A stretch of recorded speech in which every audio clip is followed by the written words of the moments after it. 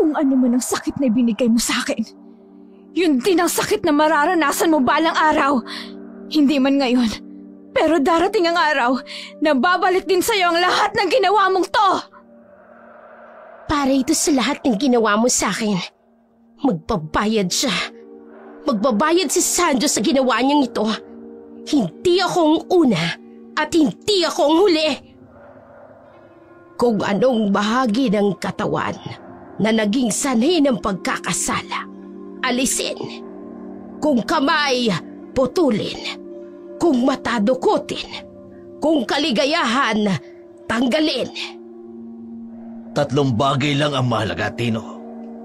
Pera, kapangyarihan at babae. Ngayon, 2 na ang hawak ko. Pera at kapangyarihan.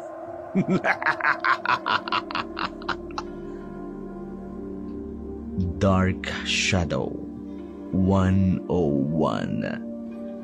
Puno na po ang 3 truck. Magaling. Mabilis kayong kumilos. May bonus kayo sa akin. Salamat po, Mayor. Sadyang mabilis lang po talaga ang mga lalaking kinuha ko ngayon. Maasahan ka talaga, Tino. Pero kailangan mabilis pa. Habang wala pang nakakakita. Alam mo naman ang dami ko nang binayad sa mga opisyal para lang magbulag-bulagan sila sa negosyo kong ito. Areglado po, Mayor. Tingnan mo ang isang puno na ito. 1,000 taon na siguro itong nabubuhay. Kaya nasisigurado ko, malaking halaga ito sa merkado. Tsak natiba-tiba tayo rito. Kaya lang po ang ikinatatakot ng mga kasamaan ko at ng ilang residente po dito sa Sitio Pulang Lupa. Lubang mahalaga sa kanila ang gubat na ito. Kung patuloy natin puputulin ang mga kahoy na ito, sila ang unang-unang maapektuhan. Tsaka diba, protektado ang area na to. At sino na magpoprotekta? Ako ang mayor ng bayang ito. Ako ang batas. Sayang kung mabubulok lamang ang mga kahoy na ito. Mas mabuti nang mapakinabangan. 3 bagay lang ang mahalaga, Tino. Pera at kapangyarihan at babae. Ngayon, 2 na ang hawak ko. Pera at kapangyarihan. Babae po, Mayor. Wala naman sigurong lalaki ang hindi matutukso sa babae, hindi ba? Kapag may pera ka at kapangyarihan, walang kahirap-hirap na makuha mo ang babae. Dahil maraming babae ngayon ang kumakagat sa patalim. Magkapera lamang. At kapag may pera ka, you can get what you want. You can have what you want. Puno ng kayabangan ang mayor ng San Sebastian na si Mayor Sanjo Murillo habang nagdidiwang ng kaligayahan sa kanyang tagumpay sa kabilang banda ng kagubatan. Rinig ang tunog ng tsinso at pagbagsak ng malalaking puno. Isa sa kanila si Mang Carlos, isa sa namumuno sa pagputol ng mga punong kahoy. Nang lumapit ang isang dalagang, may matinding galit sa kanila. Itigil yung ginagawa nyo! Itigil nyo! Sino ka ba? Ano karapatan mong pigilan kami sa ginagawa namin? At kayo, anong karapatan niyong gawin ang pamumutol ng kahoy dito sa sityo namin? Hindi niyo ba alam na kami ang unang-unang maaapektuhan ng ginagawa niyo? Kapag patuloy niyong pinuputol ang mga punong kahoy dito? Kapag magkaroon ng matinding pagulan, guguho ang lupa dito at kami ang unang-unang maaapektuhan ng ginagawa ninyo. May permiso kami galing kay Mayor. Kaya wag mo kaming pipigilan sa ginagawa namin. Wala talaga siyang pakialam sa mga taga-sityo Pulang Lupa. Porke kakaunti ang bumoto sa kanya mula dito sa sityo namin. Ganito niya na lang kami tratuhin? Sa ginagawa niya, pinapatay niya ang kinabukasan ng mga taga-sityo Pulang Lupa. Umalis ka dyan. Nakakistorbo ka sa ginagawa namin. Kailangan naming ma-deliver ito bukas sa umaga. Kailangan naming matapos ito ngayon. Umalis ka na dyan na matapos na kami. Kapag hindi niyo tinigil ang ginagawa niyo, hindi magandang mangyayari sa inyo. Tinatakot mo ba kami? Hindi namin kayo tinatakot. Binabalaan ko kayo. Itigil yung ginagawa nyo kung ayaw nyong may dumalak na dugo rito! Isang mangtutruso ang binitiwan ng kanyang kagamitan at nagsimulang magligpita, bagay na ikinabahala naman ni Mang Carlos. Hindi nito napansin kung anong nakita ng kanyang kasamaan sa dalaga at pinagharian ito ng takot at bigla na lamang nagligpit ng kanyang mga kagamitan. Oy, sandali! Saan ka pupunta? Hindi pa tayo tapos sa ginagawa natin. Kailangan natin itong tapusin. Ikaw, anong ginawa mo sa kanya? Bakit gano'n na lamang siya kung matakot? Umalis na kayo dito. Kung ayaw nyong mapahamak, huwag ninyong sirain ang kagubatang ito. Hindi lang ang gubat ang sinisira ninyo, kundi pati na rin ang kinabukasan namin. Wala ba kayong pamilya? Hindi nyo man lang ba naiisip? Eh kung sa pamilya nyo kaya mangyari to? Carlos, ayaw naming isugal ang buhay namin at ang pamilya namin, kaya mauna na kami sa'yo. At ikaw, umalis ka na rin. Dahil kung hindi, mas masahol pa sa mga punong yan ang sasapitin ng pamilya mo. Ba't walang hiya ka? Huwag mo pagbabantaan ang buhay ng pamilya ko. Nagtatrabaho lang kami rito.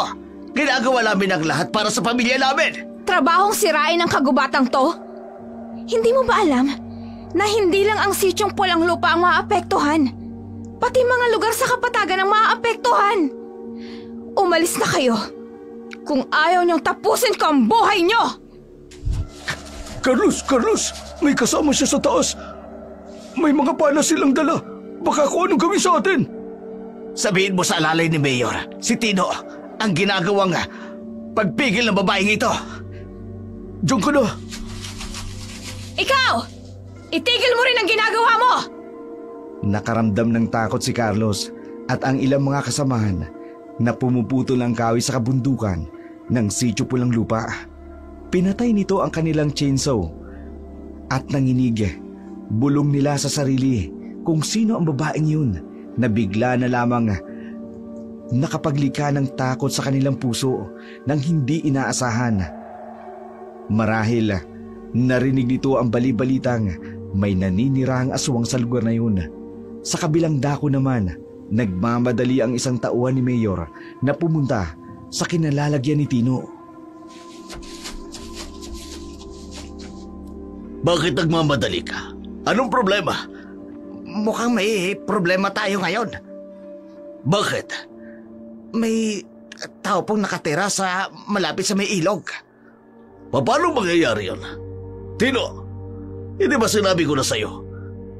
Bago gawin ang pagtutroso, kailangang nakalis na mga tao na yan dito sa lupain ko. Mapapahamak tayo dahil dito. Wala pong balak umalis ang mag-ina sa ilog. Mag-ina? Opo, mag-ina po sila. Tino! Sir? Hindi ba't pinaayos ko na sa'yo ang mag-inang yun? Bakit nandun pa rin sila? Hindi ko nga rin alam, sir. Ginawa na po namin ang lahat ng pinagagawa ninyo. Tinakot na namin yan lahat-lahat. Ikaw? Mayor. Anong nakita mo doon? Isa pong magandang babae at inaway kami. Pinagbantaan po kami. Kung hindi daw namin ititigil ang pagtutroso sa mga kahoy, sasamain daw kami sa kanila. Itigil na raw namin iyon kung ayaw naming mapahamak ang pamilya namin. Sige na, umalis ka na. Opo. Tino? Yes, sir. Samahan mo ko. Pupuntahan natin ang bahay na mag-ina na yun. Ang magandang babaeng sinasabi ng tauhan natin. Interesado ako sa tapang ng babaeng yun. Nagawa niya talagang pagbantaan ang mga tauhan natin. Gusto ko ang tapang niya. Sinamahan nga ng tauhang si Tino si Mayor sa lugar kung saan nakatira ang mag-inang Dina at Uring. Sakay ng isang traka na minamaneho ni Tino.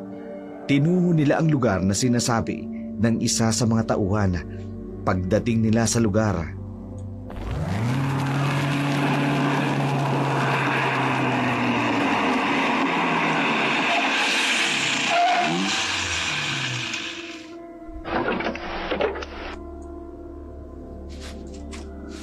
Kung sino ka man na nangangahas na harangan ako sa ginagawa ko, nagkakamali ka ng binanggang tao.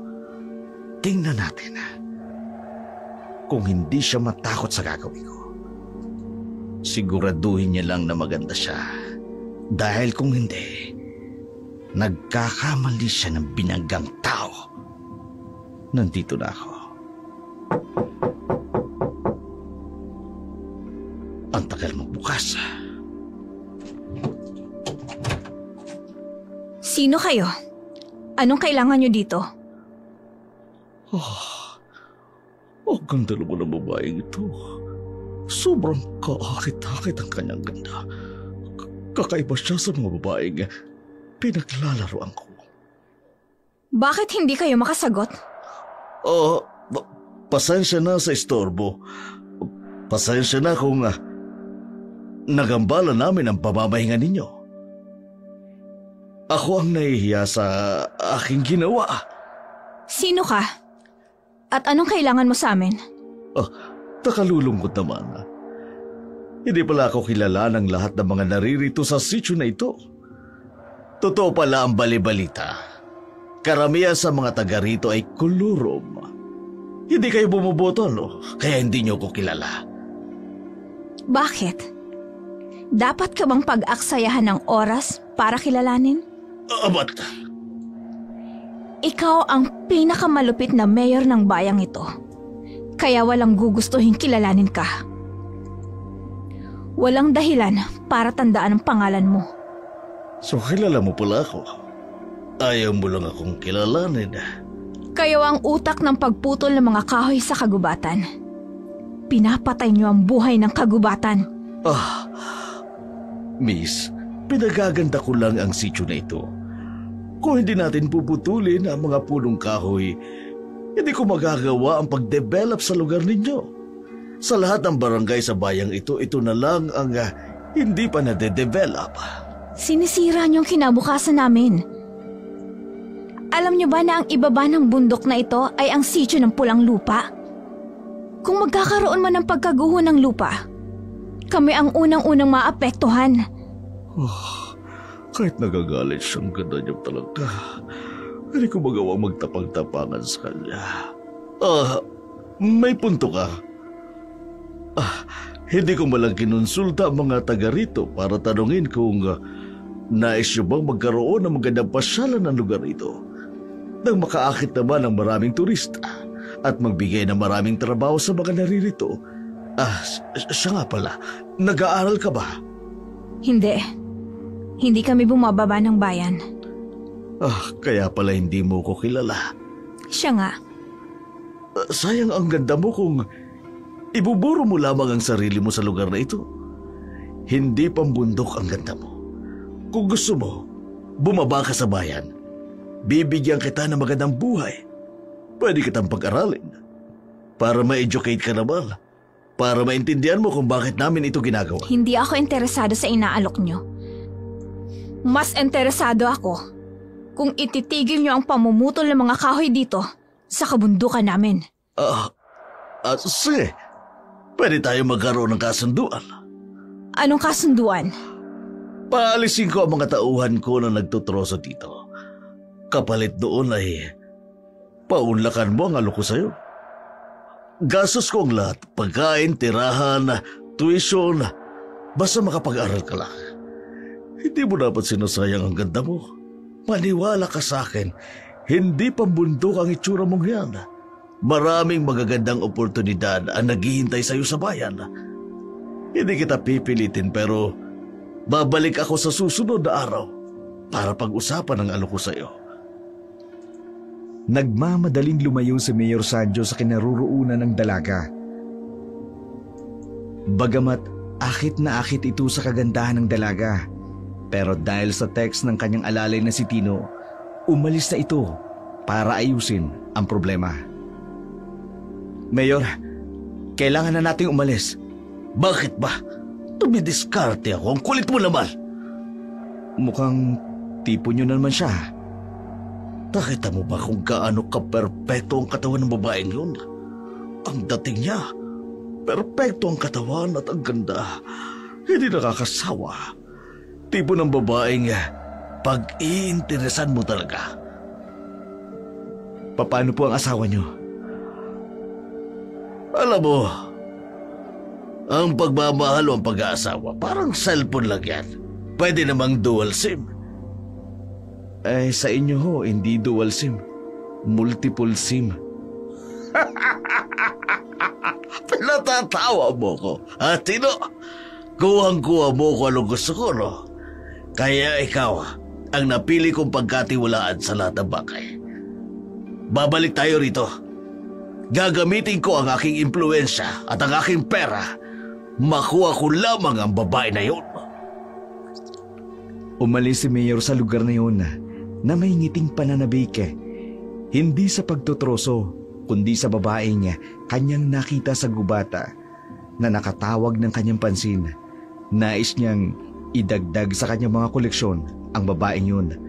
Pagkaalis naman nila, siya namang pagdating ng ina ni Dina. Si Mayor yun Anong ginawa niya dito? Nagpapatroso siya sa kagubatan. Bakit galing siya rito sa bahay? Marahil ay nagsumbong sa kanya mga tauhan niyang dahil pinigilan ko sila sa pamumutol ng punong kahoy. Anong ginawa mo? Tinakot ko lang naman sila. Hindi mo dapat ginawa yon. Pero inay, wala naman silang nakitang kakaiba sa akin. Kahit na ang takutin sila, ang magtutulak sa kanila para pag-usapan na naman tayo ng mga tao. Tama lang ho ang ginawa ko. Tingnan mo, naging maganda naman ang nangyari. Umalis sila. Natigil ang pagtutroso. Nakilala ka ba ni Mayor? Hindi ho. Mabuti. Alam mo ang dahilan kung bakit tayo bumalik dito sa Pulang Lupa? Opo, hindi ko po nakakalimutan. At maaaring, ito na rin ang pinto ang magbubukas para magkalapit kami ni Mayor. Bakit? Dahil nag-alok siya ng tulong. Gusto niya akong pag-aralin sa bayan at sobra siyang nagandahan sa akin. Hindi daw ako bagay sa lugar na ito, inay. Nais niya raw akong bihisan. Nais niya raw ako makapagtapos ng pag-aaral. Mukhang nahulog siya sa bitag natin. Inay, kapag kinanti tayo, 10 ulit pa sa ginawa niya ang sisingilin natin sa kanya. Nanahimik tayo ng matagal. Pero sa sinapit ni ate sa piling niya, ngayon, unti-unti natin siyang sisingilin ng malaki. Sa malaki niyang pagkakautang sa atin. Kailangan nating mag-ingat. Lalo ka na. Malakas na ako, ina. Naramdaman ko kanina nang magsitigil sila sa pagtutroso. Nang bigla nilang itinigil ang kanilang ginagawa dahil sa takot. Mas lalakas pa yan. Hintayin mo lang. Buhay ang pag-asa ng mga taong minsang inapi at niyurakan ang kanilang pagkatao ng isang taong ganid sa laman at sa pera, mapagsamantala sa paggamit ng kapangyarihan. Walang kaalam-alam si Mayor, unti-unti na siyang nahuhulog sa bitag ng mag-ina na nagnanais na ipaghiganti ang sinapit ng isa sa kanilang pamilya.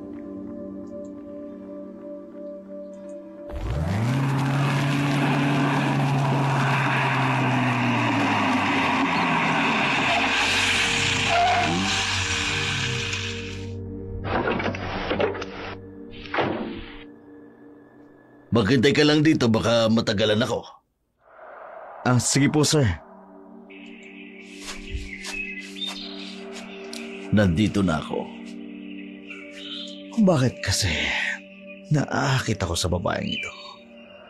Kakaiba kasi siya sa lahat ng babaeng natikman ko lang. Kumbaga sa ulam, exotic food. Tipong babalik-balikan mo para matikman. Alam ko, nararamdaman kong nandito siya. Kakatok ako.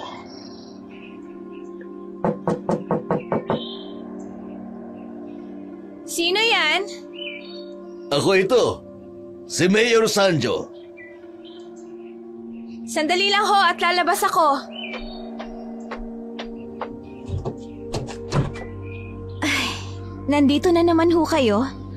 Katulad ng ipinangako ko, dinala ko ang scholarship papers tulad ng napag-usapan natin kahapon. Nasaan nga pala ang nanay mo? Wala siya.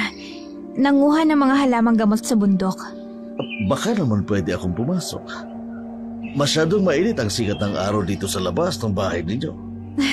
Gusto ko ho sana kaso baka may makakita. Ano pang sabihin ng mga tao sa inyo? Ayoko rin hong masira ang reputasyon nyo sa ibang tao. Napakasarap naman pakinggan na may babaeng concern sa akin. Naging mabait din po kasi kayo sa akin. Sinunod niyo ang hiling ko na itigil ang pamumutol ng mga kahoy dito sa kagubatan ng Sitio Pulang Lupa. Tama ka. Bigla ko na lamang naisip. Tumutulong ako para sa pag-aaral ng mga scholar ko. Pero sinisira ko naman ang kanilang kabuntukan, kanilang kinabukasan. Ang inyong magiging tirahan sa inaharap. Kaya ngayon, wala nang mamumutol na kahoy dito sa inyo. Baka naman kahit dito sa balkonahin ninyo ay makiupo ako. Nangangali na kasi ang pa ako. Kung ayaw mo akong papusukin, sa tingin ko wala namang magagawi rito. Kayo lang naman ang may bahay dito eh. Simple lang ang bahay ninyo pero maganda at maayos. Siya nga pala, may dala akong regalo para sa'yo. Ay, naku, hindi na ho sana kayo nag-abala. Eto, buksan mo. Nakakahiya ho. Sige na, buksan mo na. Halos lahat naman ng scholar ko ay merong ganyan. Mukhang mamahalin po ito ah. Naku, Mayor, pasensya na ho, hindi ko po ito matatanggap. Sapat na ho sa akin ng tulungan niyo po ako sa pag-aaral. Bakit ayaw mo?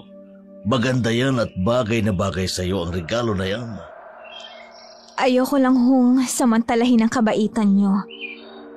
Ang scholarship nga, pinag-iisipan ko pa rin.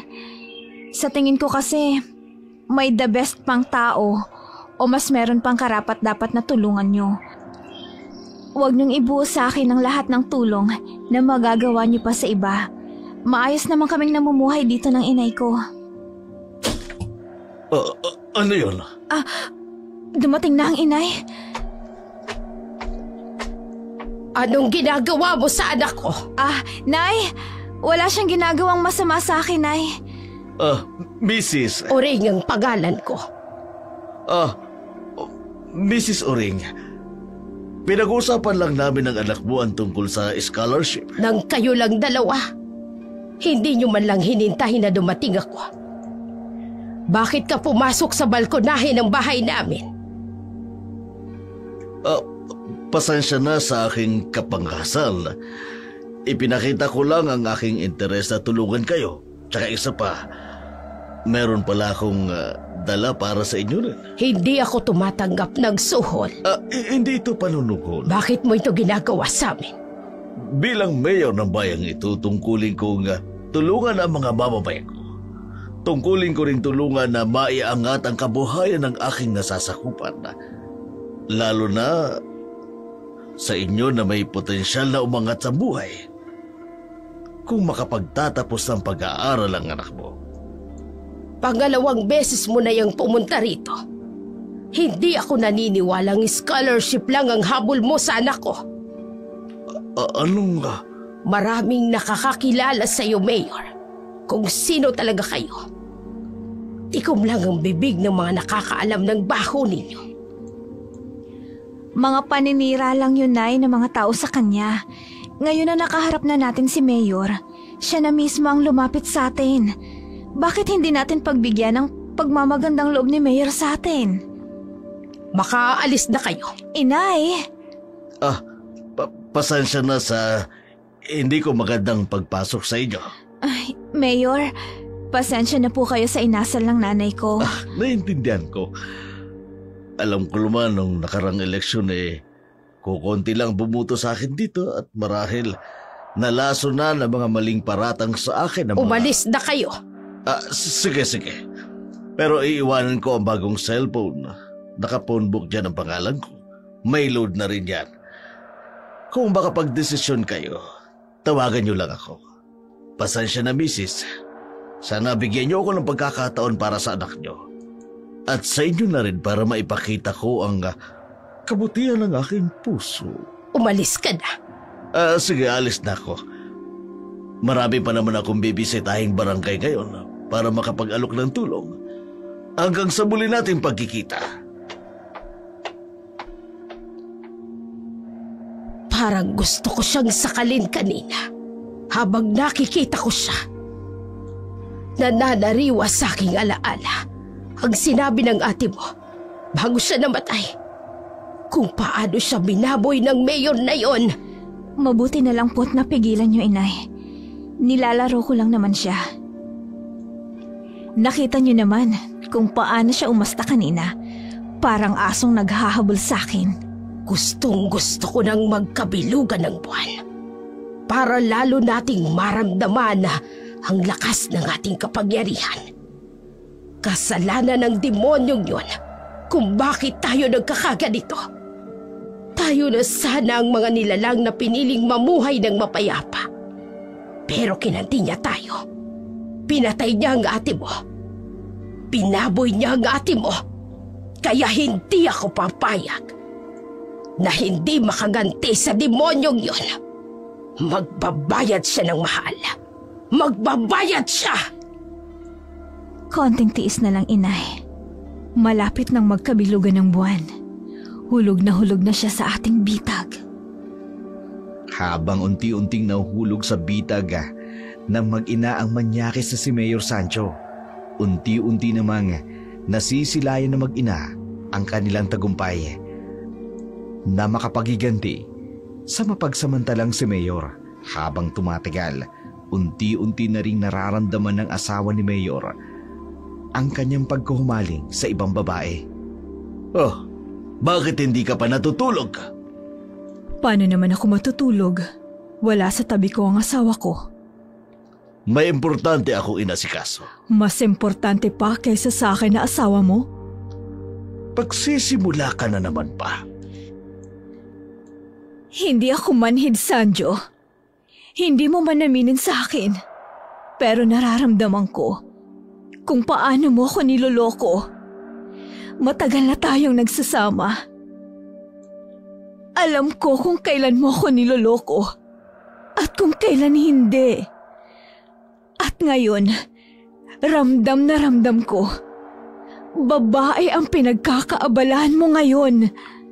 Ang dumi ng utak mo. That is stimuli and response. 2 beses kang pabalik-balik sa sitio Pulang Lupa. Dala mo ang Mercedes mo na puno ng regalo at bulaklak.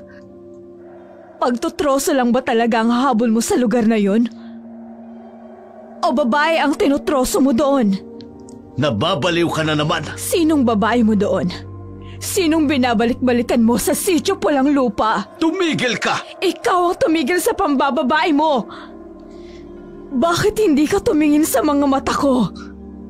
Tapos sabihin mong wala kang kinahuhumaling ang babae doon. Sana lang, Sanjo, hindi ka makakuha ng aswang sa lugar na yon. Dahil kapag nakakuha ka ng babaeng aswang, matatapos ng maliligayang araw mo. Kung yan lang ang isasabat mo sa akin, hindi na sana ako umuwi rito. Porke ba ganito na ako ngayon? Ganito mo na rin ako kontratuhin. Porket pilay na ako at hindi na nakakalakad. Mabuti naman at alam mo. Ano pa bang silbi mo sa pagsasama natin? Ni hindi mo nga ako mabigyan ng anak. Hindi ka makapagluto, hindi ka makagawa ng mga gawaing bahay.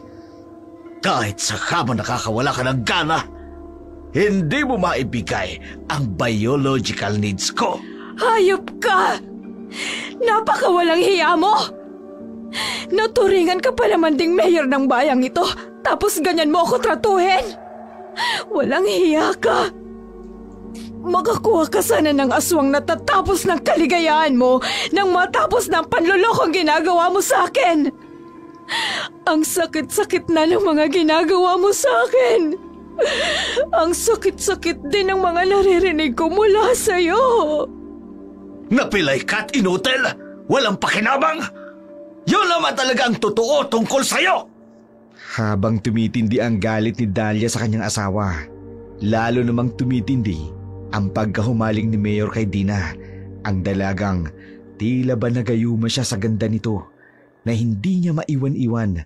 Tipong kahit sarili niyang asawa, nagagawa niyang hamakin.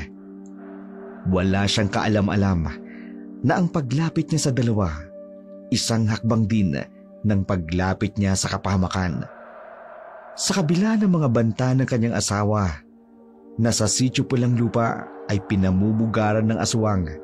Patuloy pa ring bumabalik-balik si Mayor Sanjo sa Sitio Pulang Lupa, dala ang mga mamahaling regalo para kay Dina at sa ina nito. Ano ito? Kontrata ng isang magandang apartment sa bayan. Full scholarship sa isang sikat na universidad sa syudad para sa anak mo. Anong kapalit nito? Gusto ko ang anak ninyo. Ano? Gusto kong maging espesyal ang anak mo para sa akin. Katulad ng ibang scholar mo. Iba ang anak mo. Nay, pumayag na kayo. Para naman sa atin to, oh. Tsaka, kung hindi ko tatanggapin ang inaalok niya, parang tinanggihan ko na rin ang magandang kinabukasang naghihintay sa atin. Habang buhay na lang tayong mananatili dito sa bundok. Kontento na kung anong meron dito. Sige, susubukan kong ipagkatiwala sa iyo ang anak ko. Inay! Ipagkakatiwala ko sa iyo ang anak ko. Pero tandaan mo, marangal ko siyang ipinagkakatiwala sa iyo. Huwag mo sanang sirain ang buhay ng anak ko. Dahil kapag nasira ang buhay ng anak ko, ako mismong gaganti sa kawalang hiya ang ginawa mo sa anak ko. Inay! Hindi ako bulag sa katotohanan. Makakaasa ka. Hilingin niyo ang lahat ng nais ninyong hilingin sa akin. Gagawin ko ang lahat para lang mabago ang buhay ng anak mo. Patunayan mo sa amin na malinis ang pangalan mo, na hindi ka nga gumagawa ng kabalbalan sa mga scholar mo, na malinis nga ang intensyon mo sa kanya. Dahil masama akong magalit. Pinapangako ko. Gagawin ko ang lahat. Mapatunayan lamang na malinis ang aking pangalan at hangarin sa anak ninyo. Hindi siya mapapahama kapag ako ang kanyang kasama. Ginawa ang lahat ni Mayor Sancho. Makuha lamang ang loob ng ina ni Dina. Sa wakas, nagbunga rin ang pabalik-balik nito sa pamilya ni Dina.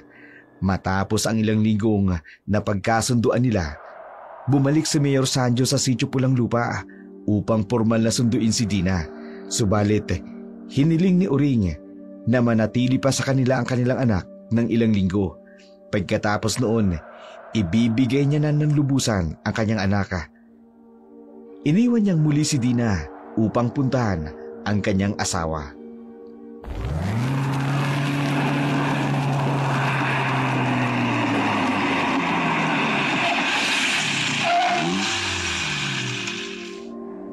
Nakita ko ang dalagang kinahuhumalingan mo.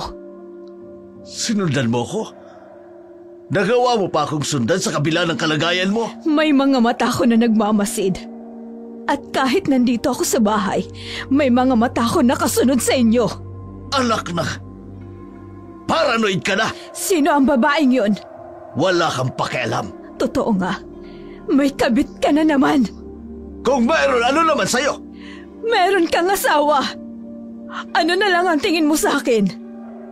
Harap-harapan pa ang ginagawa mong pambabaliwala sa akin. Dahil lamang sa babae mo? Asawang inutil na walang silbi. Pilay at hindi makalakad. Ni sarili mong katawan hindi mo maayos.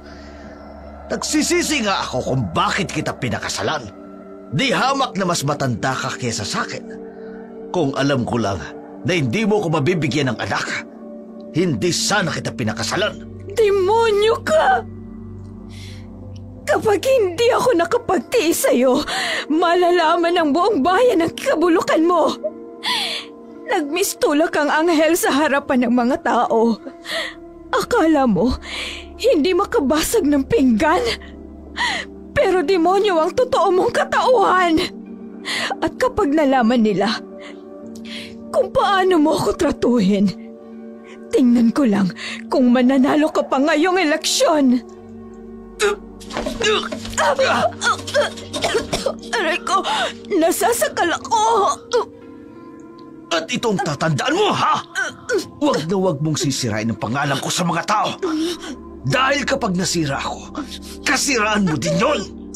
Kaya kung ano man ang nakikita mo sa akin, magsawalang kibukan na lamang para magkaayos tayo.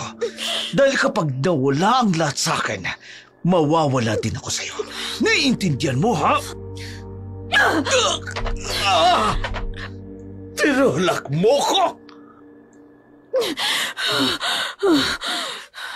May hangganan ng lahat ng sama ng loob na ibinibigay mo sa akin.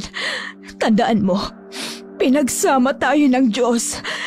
At bilang mag-asawa, iisang katawan na lang tayo.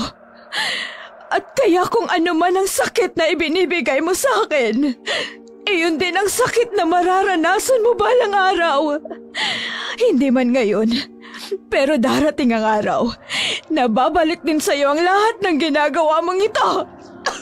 Ang dami mong kaartihan. Yan ba ang dahilan kung bakit mo ko pinauwi ng maaga? Asawa pa rin kita. At kung ano man ang kasapitan mo, ako din ang unang-unang maaapektuhan. Alam mo naman pala Pwes manahimik ka na ngayon. Paano kung pamilya ng aswang ang isa sa mga scholar na ipinapatay mo? Paano kung ginagawa lang nila ito para mahulog ang loob mo sa kanila? Pero ang dulo nito, nais ka lang paghigantihan. Matagal nang nangyari yun. 5 taon na ang nakararaan. Alam kong walang pamilya ang babaeng yun. Sanjo, tigilan mo na ang pambababae mo. Dahil walang kasalanang hindi pinagbabayaran sa mundong ito. Bawat kasalanan ay merong katumbas na kaparusahan. Kaya kung pwede, layuan mo na siya. Matapos ang matinding pagtatalo ni Dalia at Sanjo, mas lalong tumindi ang obsession ni Sandro kay Dina. Hindi lang scholarship ang nais nitong gawin, kundi maangkin ang babae, anuman ang mangyari.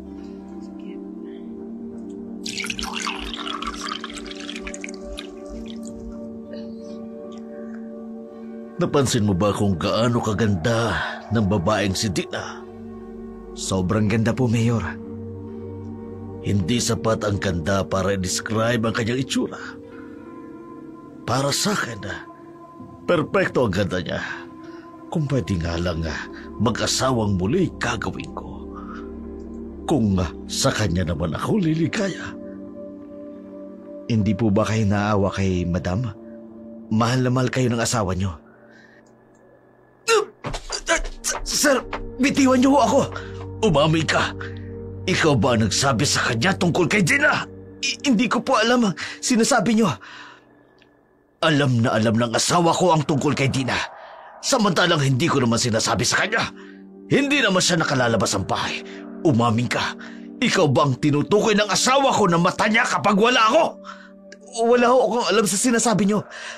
Hindi ko magagawang traidorin kayo. Isa lamang ho pinaglilingkuran ko. Sa inyo lamang katapatan ko, Mayor. Mabuti naman kung ganon. Wag na wag kong malalaman na sa'yo nang gagaling ang impormasyon na nakarating sa asawa ko. Nag-away kami kanina dahil sa makating dila na nagpaabot sa kanya ng mga nangyayari. Maniwala ho kayo sa akin, Mayor. Hindi ho talaga ako. Siguraduhin mo lang. Alam mo naman, masama akong magalit. Bakit po pala? Kakaiba ang trato niyo sa babaeng yun kesa sa mga babae ninyong iba. may kakaiba sa kanya. Hindi ko alam kung nakayuman niya ba ako. Pero totoo naman ang ganda niya, di ba? Siya ang tipo ng babaeng pagpapantasyahan ng mga kalalakihan. Abnormal na lalaki lang ang hindi magkakagusto sa kanya. Ang mata niya, ang balat niya na parang ang sarap lamutakin. Oh. Hindi ba kayo natatakot, Mayor? O saan naman ako matatakot? Alam mong walang babaeng tumanggi sa akin. Lahat ng babae nakukuha ko. At nasisiguro ko, hindi ako papayag na hindi makuha ang Dina na yun. Ilang araw na lang ang ibinigay nilang palugit. Pagkatapos noon, papayagan niya nang sumama sa akin si Dina. Ang babae kinababaliwang ko. Dina. Habang naghihintay si Sanjo sa araw ng pagpapahintulot ng ina ni Dina, na tuluyan na itong sumama sa kanya, nagpa siya itong dalawin ang kanyang kasalukuyang kabeta na si Brenda, isang dating scholar na naging kalaguyo niya sa loob ng 6 na buwan.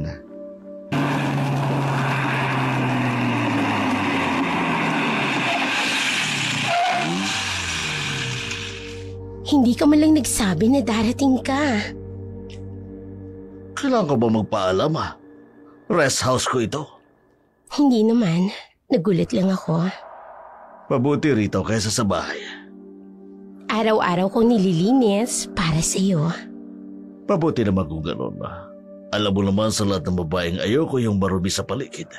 Yung babaeng burara. Kailan mo ba ako papayagang umuwi sa amin? Bakit mo iniisip na buhay? Maayos ang bahay mo sa rest house ko. Naibibigay ko naman sa iyo ang lahat ng gusto mo. Kulang pa ba ang lahat ng yun? Pero taliwas ito sa napagkasunduan natin. Ang sabi mo, pag-aaralin mo ko. Pero hanggang ngayon, nakakulong pa rin ako rito. Hindi ko magawang makaalis dahil may mga bantay. Nagrereklamo ka ba? Bakit hindi? Iniiwan mo ko rito mag-isa. Para akong presonero dito. Maganda naman ang buhay mo. May mga bantay ka. Oo nga. Meron akong bubong, pagkain, damit. Pero wala akong kalayaan. Bawal akong lumabas, bawal makipag-usap sa ibang tao. Para sa protection mo yan. Marami nang nakakaalam ng relasyon natin. Kaya mabuti kung dumito ka muna. Para kahit papano, kapag kailangan kita magagawa kung gusto ko. Proteksyon? O para hindi malaman ng iba na may kabit ka? Bakit ka ba nagkakaganyan? Hindi ka naman dating ganyan magsalita. Hoy, baka nakakalimutan mo kung ano ka sa buhay ko. May asawa pa rin ako. At siya pa rin ang mahalaga sa buhay ko. Ikaw, parausan lamang kita kapag kailangan ko. Kapag hindi ako ginaganaan sa asawa ko. Walang hiya ka? Sabi ko na nga ba matutulad lang ako sa mga babaeng ginawa mong parausan. May iba ka na naman Nakakuha ka na naman ng babaeng masigit sa akin, kaya ganyan mo ka tratuhin?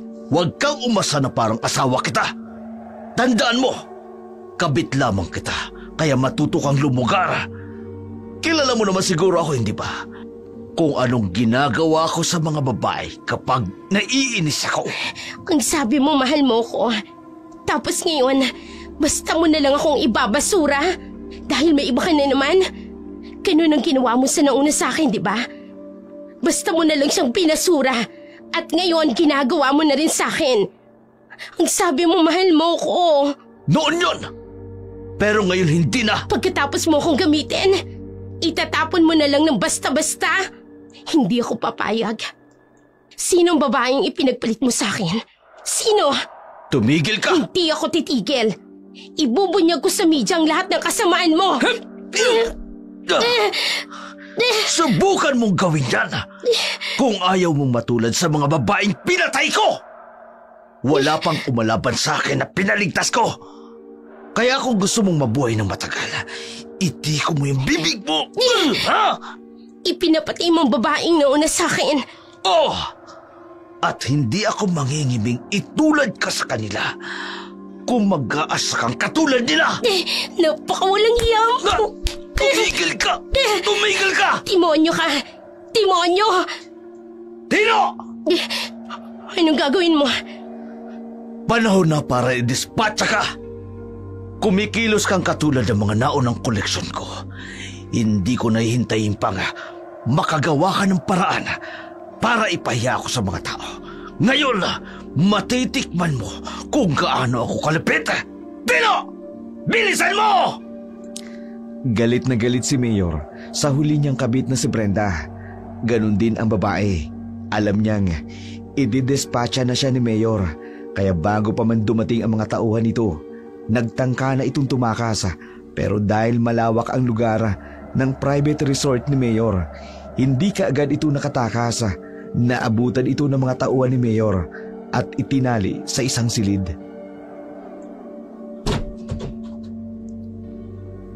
Nakatali na ba? Opo, Mayor. Hindi na po siya makakawala doon. Ayos. Nagsisimula na siyang kalabanin ako. Hindi ko papayagang lumaki ang sungay niya at ako ang suwagi niya. Wala siyang pinagkaiba sa nauna kong babae. Ano pong plano niyo sa kanya? Tino, Mayor. gusto mo siya hindi pa? Ho?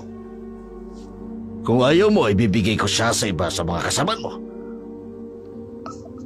Mayor, ayos lang ho sa inyo. Sabi ko naman sa iyo, di ba? Kapag nagsawa ako sa isang babae, ididispatcha ko na para hindi na maging pabigat sa akin. Ikaw nang bahala sa kanya. Tulad ng dating gawi. Pagsawaan niya ang babaeng yan para makita niya kung gaano ako kademonyo. Ako, ang mayor ng San Sebastian, makapangyarihan at walang makatatalo sa akin! Mayor. Hindi ko na siya kailangan. May bago na akong babae. Si Dina. Iba siya. Ang amoy niya iba kay Brenda. Hindi katulad ng mga ordinaryong babaeng nakuha ko. Ipagagahasa ko siya sa mga tauhan natin para malaman niya kung sino ang tunay na magkapangyarihan. Tapos itatapon mo siya sa malayo. Siguraduhin mong hindi na siya mabubuhay sa pagtatapunan mo sa kanya. Mayor. Tumatanggi ka ba? Hindi po sa ganun, Mayor. Alam niyo naman po na gustong-gusto ko si Brenda noon pa. Pues, ibibigay ko na siya sa'yo. Pero siguraduhin niyo na madedespatcha niyo siya pagkatapos niyong pagsawaan. Dahil kung hindi, pare-pareho tayong mapapahamak. Hindi na nag-aksaya pa ng pagkakataon si Tino at ang mga kasamahan nila. Palibas ay batak sa droga bago gawin ang kahalayan sa babaeng si Brenda. Kung gaano kasadista si Mayor, ganun din ang kanyang mga tauhan. Tino, tulungan mo ko. Gusto kong makatakas dito. Hindi ko magagawa yan. Bakit? Akala ko ba kaibigan kita? Matutulungan mo ko. Pero ibang usapin ito. Kung si Mayor ang may utos sa akin, wala akong magagawa. Ano pa bang balak niya? Hindi pa ba sapat ang ginawa niya sa akin? Ginamit niya na ako tapos itatapon na lang. Pasensya na. Anong utos niya? Papatayin niya na ba ako? Gaya ng ginawa niya sa ibang babae niya. Hindi pa. Anong ibig mong sabihin?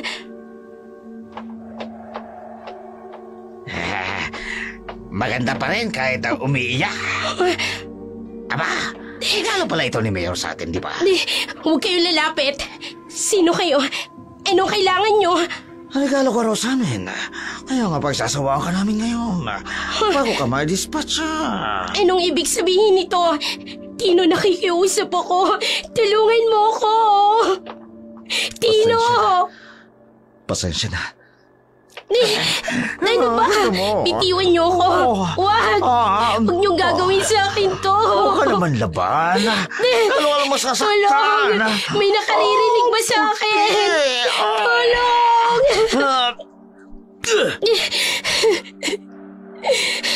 Bakit ito ginagawa? Ano bang kasalanan ko? Wala ka naman talagang kasalanan. Sadyang ganyan lamang talaga si Mayor. Paglalawayin ka muna namin. Tapos, kapag nagsawa na kami, ipapatapon ka na. Tino, nakikiusap ako. Tulungan mo akong makatakas. Pagkatapos nito sa'yo na ako uuwi. Tino. Kung kailang pinagsawaan ka na ni Mayor, kung nakinig ka lang sana sa akin noon, kung sinagot mo sana ako noon, nung nanliligaw pa lang ako, sana hindi ka na pinag-interesa ni Mayor. Pero dahil mataas din ang lipat mo, mas pinili mo si Mayor dahil akala mo langit ang ibibigay niya. Kaya pasensya ka. Dahil ang langit sa piling niya, pansamantala lang. Tino, patawarin mo ako. Kung alam ko lang na ganito siya kademonyo, sana ikaw na lang ang pinili ko noon. Kung may konting awa pa sa puso mo, tulungan mo ako. Alam kong hindi mo gusto to, nakikita ko sa mga mata mo. Hindi ko magagawa. Bakit hindi? Kaya ba ng konsensya mo na mangyari sa akin to? Na gawin sa akin ang kababuyang ito? Tao ako, Tino. Hindi ako hayop. Tama na, maligo-ligo. Simulan na natin ang seremon. Hindi, pakiusap. Pakiusap, huwag niyong gawin sa akin to. Tanggalin natin ang damit. Patakasin niyo na lang ako. Pangako, magpapakalayo-layo na lang ako. Hindi ako magsusumbong. Basta palayain niyo na ako. Ang dami ko ang sinasabi. Hawakan mo mabuti at matapos sa ito. Tulungan niyo ako. Tulungan niyo ako. Hindi ko kayang panoorin ito. Kaya saan ka pupunta? Puto si Mayor, patayin mo kami. Kaya nga, natulungan na natin to. Babalik na lang ako mamaya. Tino, huwag kang umalis. Huwag mo akong iwan dito. Tino! Wala na makakatulong sa'yo ngayon. Mga hayop kayo. Simulan na natin. Hawakan mo mabuti ito. Mauuna. Magbabayad siya. Magbabayad si Sancho sa ginawa niyang ito. Hindi ako ang una at hindi ako ang huli. Kapag natapos ako sa'yo, wala ka na magagawa. Hindi. Kaya huwag ka na magsalita pa. Ang ganda mo. Magbabayad ka sa lahat ng ginawa mo sa akin. Sa lahat ng babae. Hindi ito matatapos. Hindi! Ang ingay-ingay!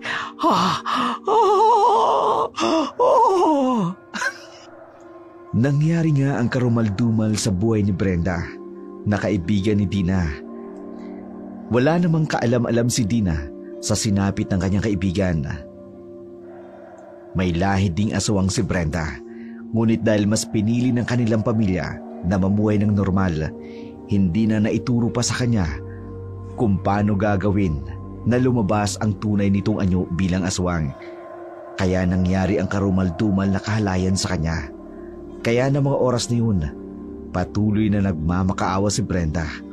Pero dahil sabog sa mga ipinagbabawal na gamot ang mga tauhan ni Mayor, tila ba hayok na hayok ito na maangkin ang katawan ng dalaga. Wala ring nagawa si Tino. Bagamat inuusig siya ng kanyang konsensya, wala na siyang nagawa sa takot na baka mapatay din siya ni Mayor. Matapos gawin ang kahalayan, inihanda na ng mga tauhan ni Mayor ang sako. Isinilid ang katawan ni Brenda upang itapon sa basurahan. Hindi na rin kinaya ng mga tauhan ni Mayor na barilin pa ang babae. Isinilid na lamang ito sa sako. Isinakay nila sa truck at dinala sa malayong lugar.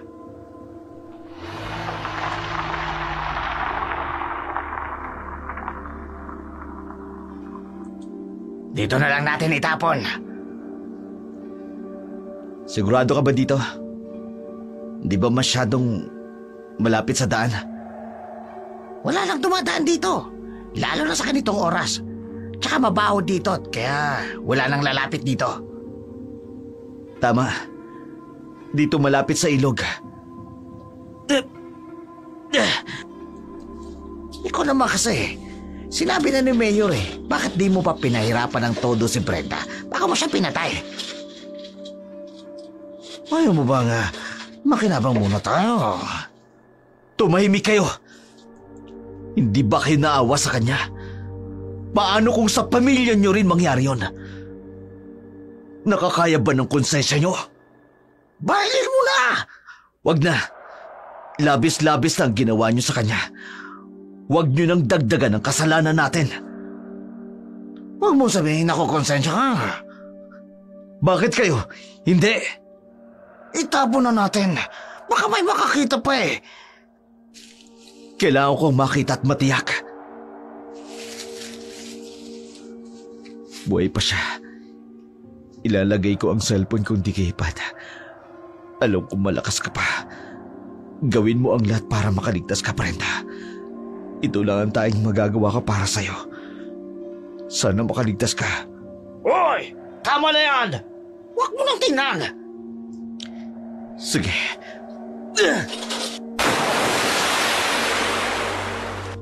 Ayun na, aanurin na rin niya ng ilog. Siguradong hindi na yan mabubuhay.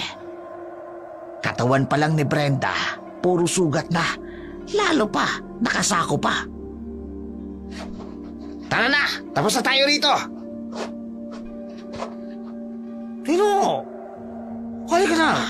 Ano pang hinihintay mo dyan? Hayaan mo na siya. Patawad. Patawad, Brenda. Wala na rin ako nagawa. Ako rin ang papatay ni Mayor. Kung hindi ko gagawin ang utos niya. Kung ako na lang sanang pinili mo. Hindi sana nangyari ito sa'yo. Sana makaligtas ka. Sana. Paalam, Brenda. Paalam. Nang makaalis na ang mga tauhan ni Mayor, unti-unti nang lumulubog ang katawan ni Brenda sa ilog. Narinig dito ang mga sinabi ni Tino. Naramdaman niya nga, mahal pa rin siya ng binata. Wala lang siya magawa dahil hawak ito sa liig ni Mayor. Naramdaman niya rin kung paano ilagay sa kamay niya ang isang cellphone na magagamit niya para makahingi ng tulong. Kaya't pinilit itong makaahon mula sa mabaho at maruming ilog na halos hindi na umaagos ang tubig. Mahina pa ang kapangyarihan mo bilang aswang. Kaya natatakot akong payagan kitang sumama agad sa kanya. Malagkit ang titig niya sa iyo. Kaya ramdam ko na hindi lang pagtulong ang nais niyang gawin. Higit sa lahat, nais kanyang makuha. Ganon din ang ginawa niya kay ate. Oo, ganon ang ginawa niya sa ate mo. Kaya kailangan nating mag-ingat. Kailangang maituro ko sa iyo kung paano gamitin ang kapangyarihan ng aswang nang hindi ka mapahamak. Nang sa huli magtagumpay pa rin tayo. Kung marami na siyang pinatay, panahon na para tapusin ang buhay niya. Ilan na kayang babaeng ipinapatay niya? Hindi ko mabilang. Marami nang pinatay ang mayor na yon. Sa tuwing malalaman ang kanyang kabulukang ginagawa, kapag nakuha niya na ang gusto niya at nagsawa na, iniiwan niya lang. At kapag kumanta ang biktima niya o nagtangkang magsumbong ng kabulukan niya. Kaya naman hindi tayo pwedeng magkamali, Inay. Gaya ng sinabi niyo. Ito na ang pagkakataon nila para makaganti sa manyakis na mayor. Kapag naibalik na ang lakas natin bilang aswang, hindi tayo papayag na hindi siya magbayad sa kasalanan niya. Malapit na. Ramdam ko na ang lakas. Nararamdaman mo na rin ba, Inay? Oo, anak. Papalapit na ang kabilugan ng buwan.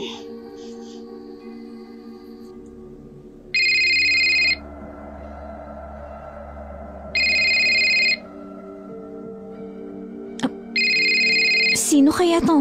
Ganitong oras? Sagutin mo, baka si Mayor. Hello? Sino to? Brenda? Mabuti naman at nasa ulo mo pang number ko. Anong nangyari sa'yo? At bakit ganyan ang tunog ng boses mo? Pinagahasa ako sa mga tauhan ni Mayor. Pagkatapos, pinatapon niya ako sa ilog. Inakala nilang patay na ako. Nasaan ka? Sa lumang tambakan ng basura ng bayan. Sige, pupunta kami ni Nanay. Magsasama din kami ng iba para matulungan ka. Bilisan niyo. Hindi ko na kaya. Sige, pupunta kami dyan. Ngayon din. Nay, si Brenda, kaibigan ko noon. Kaya pala bigla siyang nawala. Kaya pala wala na siyang kontak. Maaaring isa rin siya sa natipuhan, Mayor. Tayo na, Inay. Tulungan natin siya. Matapos ang tawag mula kay Brenda, hindi na nagpapigil pa si Dina at ang kanyang ina. Agad nilang tinawag si Rigor, isang mangangaso sa bundok na malapit sa ilog, upang tulungan silang hanapin ang kaibigan. Sinuyod nila ang gilid ng ilog kung saan posibleng napadpad ang katawan ni Brenda.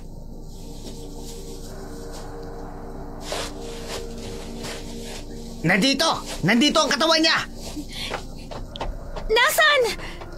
Dahan-dahan lang, anak. Buhay pa siya. Nararamdaman ko pa ang tibok ng pulso niya. Brenda! Wala siyang malay. Tulungan niyo akong buhatin siya para maisakay sa akin tricycle. Pinagtulungan nilang buhatin ang walang malay na si Brenda. Dinala sa bahay ni Dina upang gamutin. Ilang minuto rin ang biyahe nila bago makarating sa bahay nila. Pagkatapos noon, ilang oras din ang lumipas, patuloy na inaalagaan ni Dina at Uring si Brenda. Ginamot nila ang mga sugat nito gamit ang mga halamang gamot na kanilang nakita sa kagubatan. Kinahapunan, unti-unti nang bumabalik ang malay ni Brenda.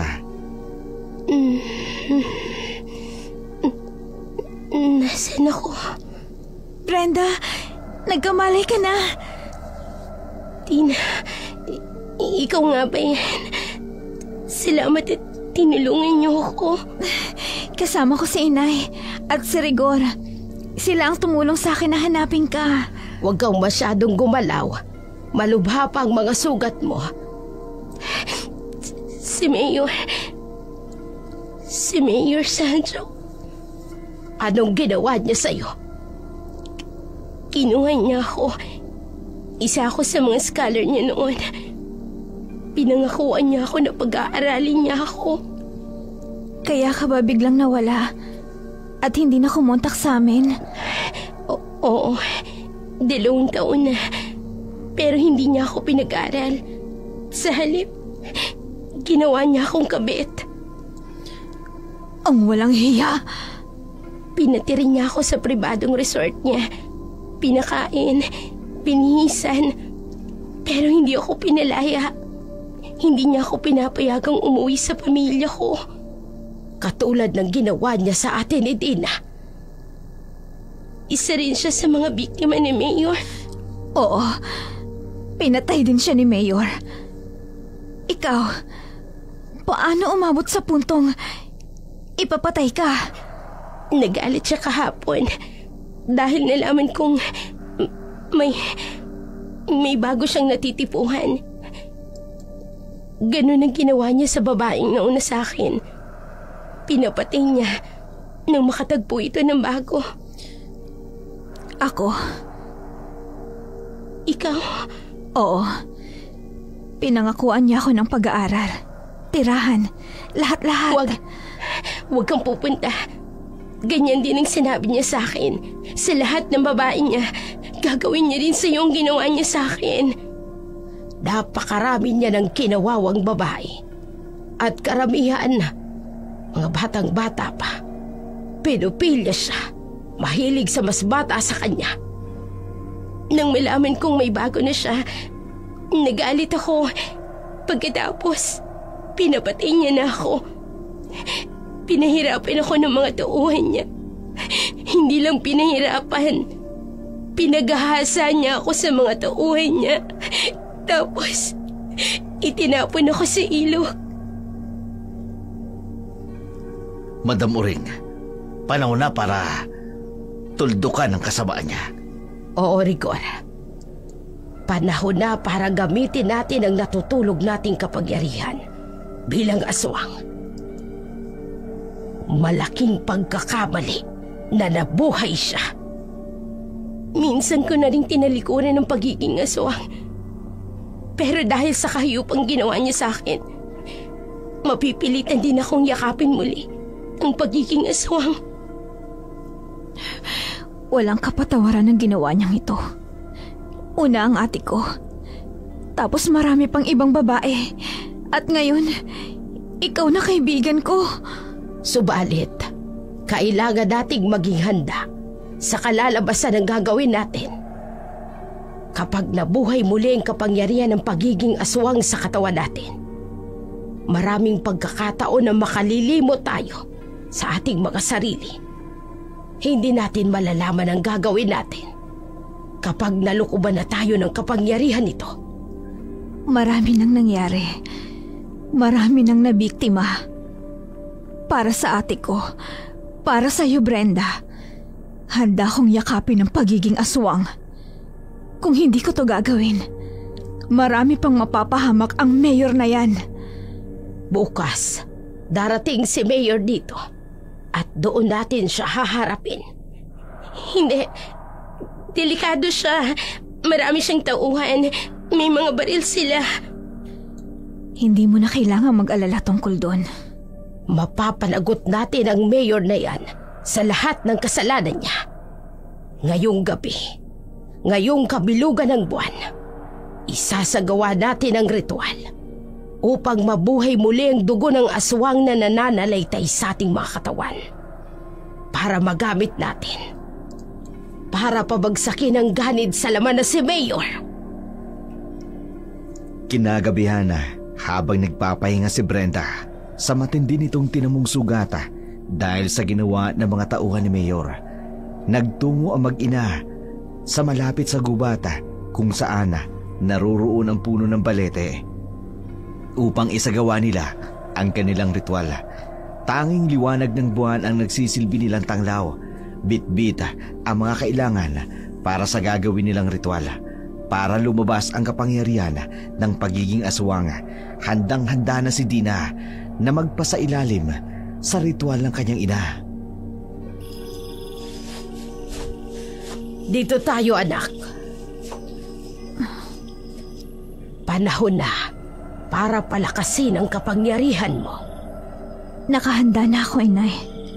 Para sa hustisya, sa sinapit ni ate, sa kamay ng demonyong si Mayor Sanjo. Kailangan mo ng sapat na lakas para matalo mo si Mayor at ang mga tauhan niya. Kailangan mo ng dugo ng isang tunay na aswang.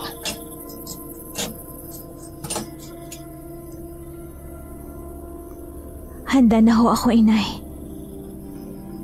Sa ilalim ng ganap na buwan, hinihiling kong kapangyarihan ng aming lahi. Ang dugong dumadaloy sa aking ugat ay ipapatong ko sa aking anak. Nay, bakit kailangan niyong sugatan ang inyong kamay? Huwag ka nang magtanong. Kung ano man ang gagawin ko, sumunod ka lang para matawag natin ang kapangyarihan ng aswang na dapat mong taglayin. Opo.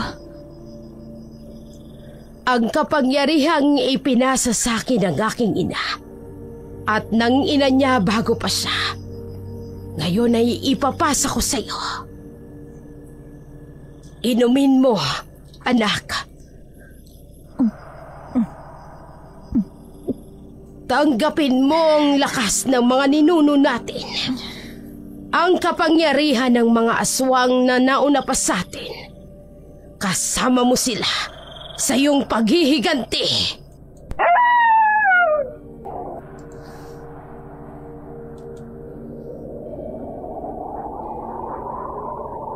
Inay, nararamdaman ko parang nilalason ng buong katawan ko. Normal lang yan. Tinatanggap ng katawan mo ang lakas. Isang huling hakbang. Kailangan nating paghaluin ang ating dugo sa katas ng balete. Ang katas ng punong balete na kinuha sa kabilugan ng buwan. Pinakamakapangyarihan. Dito na nanahan ang mga kaluluwa ng ating ninuno. Paghahaluin natin ang ating dugo rito, anak. Ang lakas ng dugo ng mga aswang. Kapag pinagsama, walang makapipigil.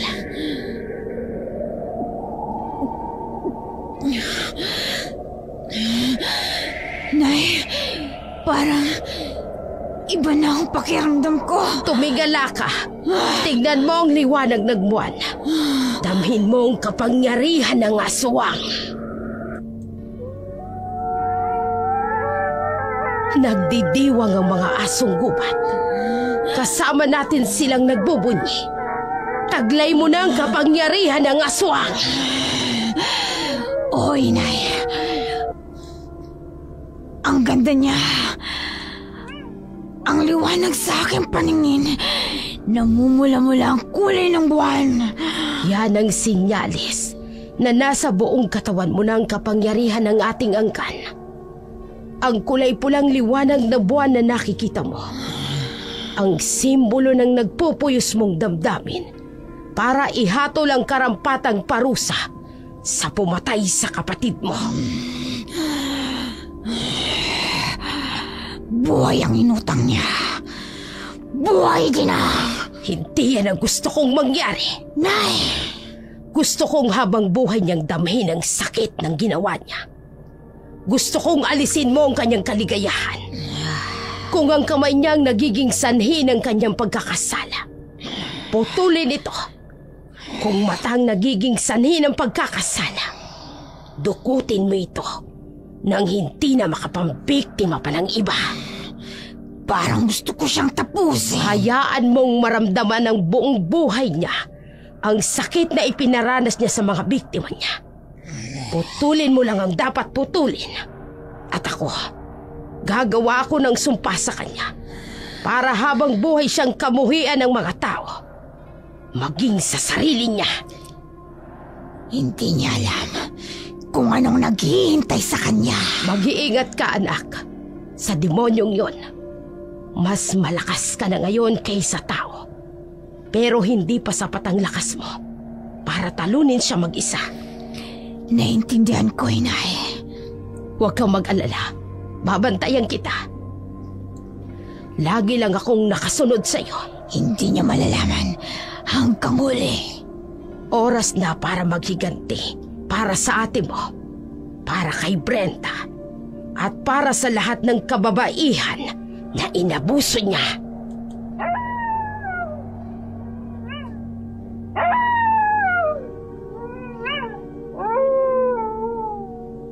Ng mga oras na yun, nakaramdam si Dina ng bagong kapangyarihan sa kanyang katawan. Pero ang kanyang itsura, napakaganda pa rin. Lalong tumingkad ang kaakit-akit niyang ganda. Hindi siya katulad ng mga tipikal na aswang na nagpapalit ang anyo kapag nagiging aswang. Bagkus, lalo pa siyang naging kaakit-akit na siguradong magugustuhan siya ni Mayor.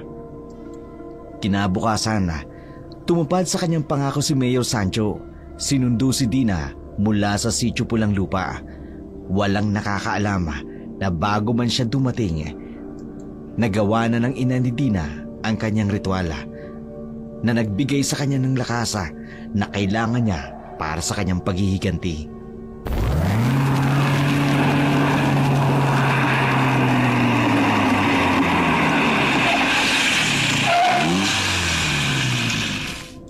Nandito na tayo.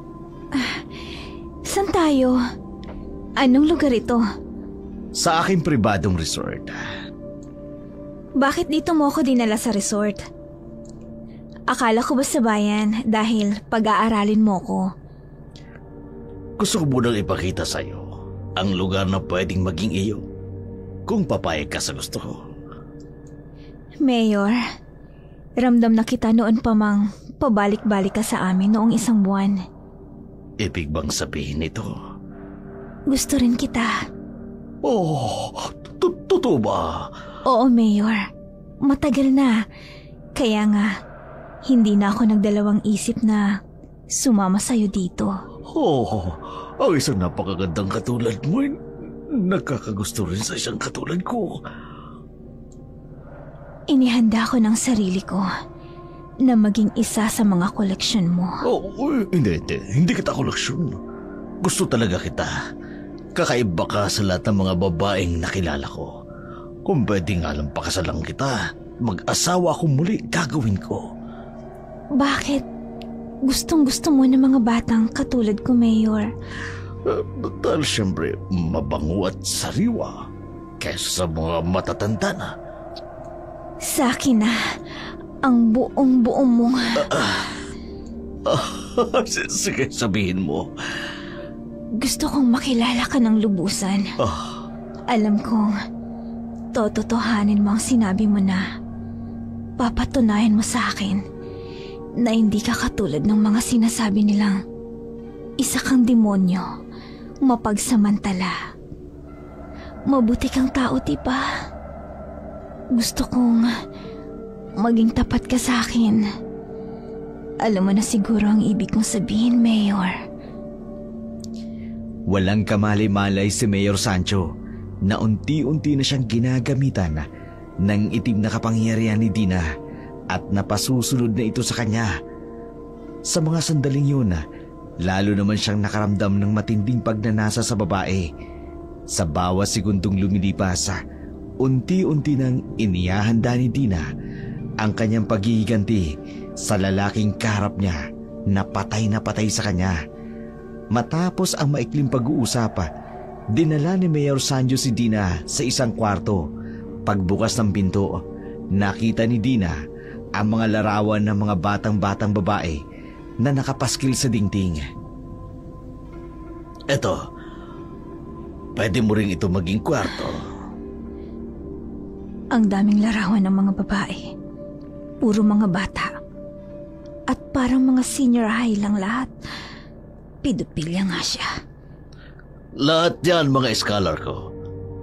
Inilagay ko lang dyan para hindi ko makalimutan ang task ko sa kanila na kailangan kong paglaanan ng pondo ang kanilang pag-aaral. Sino ang babaeng ito? Isang ambisyosang babae. Inakit ako tapos binakmil ako.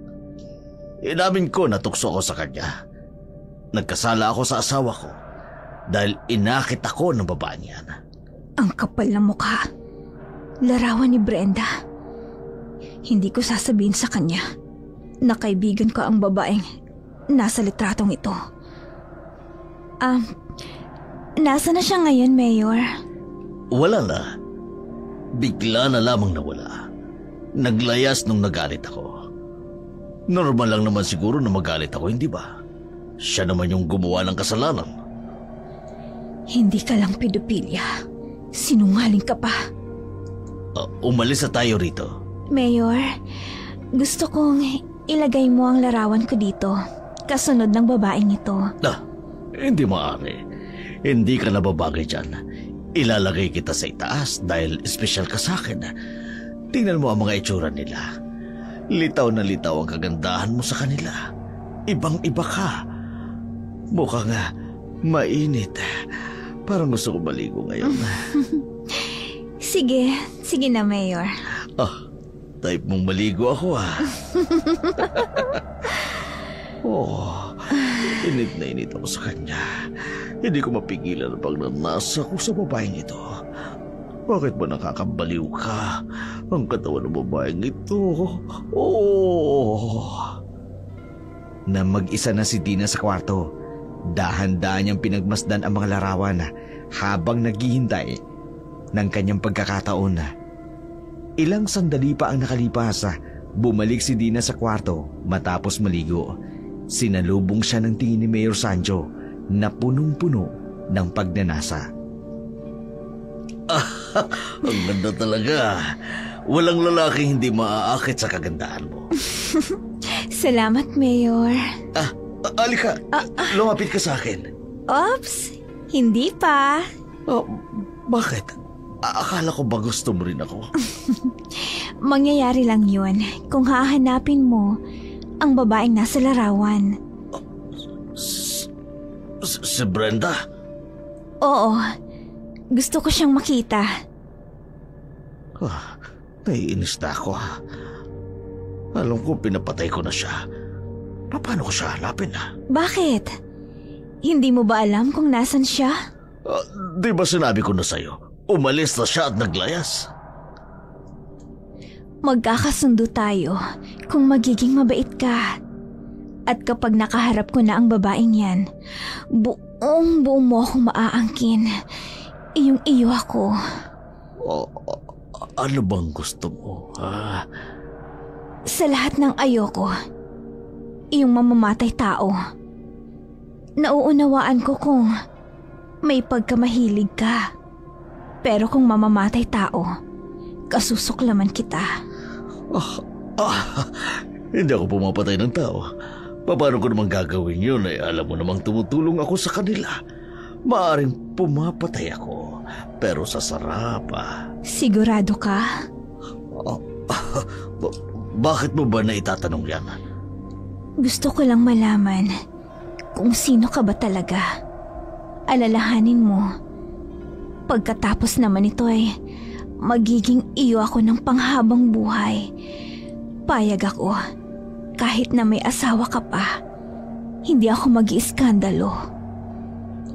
Sa mga nangyayari kay Sanjo, hindi niya namamalayan na halos sunod-sunuran na siya sa babae. Sinusunod na lamang nito ang gusto ng babae kahit hindi na siya nag-iisip.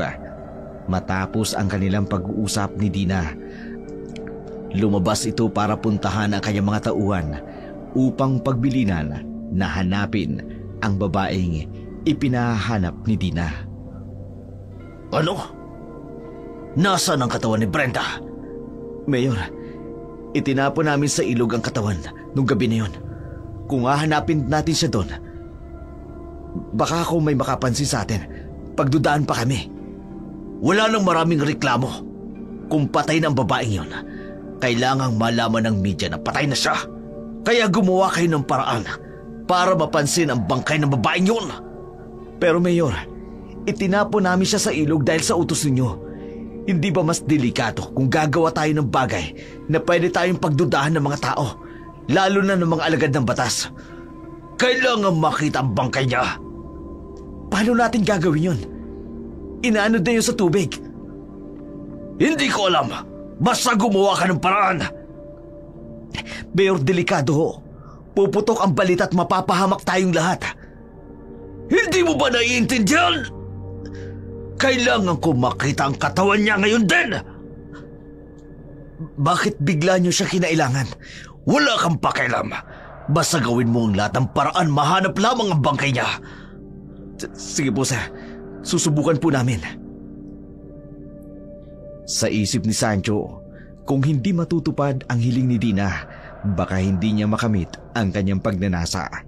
Hindi niya alam na sa bawat segundong lumilipas, unti-unti nang napapalapit ang sarili niya sa kapamakan. Bago umalis si Tino para hanapin ang katawan ni Brenda, nanatili silang tahimik sa loob ng kotse. Nagsimulang magtaka si Sanjo sa mga nangyayari sa kanya. Teka nga sandali. Napansin ko parang umiikot na lang ang buhay ko sa babae na yun. Parang hindi na ako nag-iisip ng posibleng mangyari. Kapag gumawa nga talaga kami ng ingay, makikita ng mga tao ang bangkay ni Brenda. Mayor, ano bang sinabi ko sa'yo kanina? Pinapahanap niyo ang bangkay ni Brenda. Wala na kayong pakialam kahit anong mangyari. Basta mahanap lamang ang bangkay ni Brenda. Bakit ho bigla na lamang kayong nagdesisyon na ipahanap ito? Naisip niyo ba na mas delikado kami? Dahil kami ang gagawa nun. Parang naloko ako. Sino pong nangloko sa inyo? Sa resort. Pero Mayor, akala ko ba? Sa resort.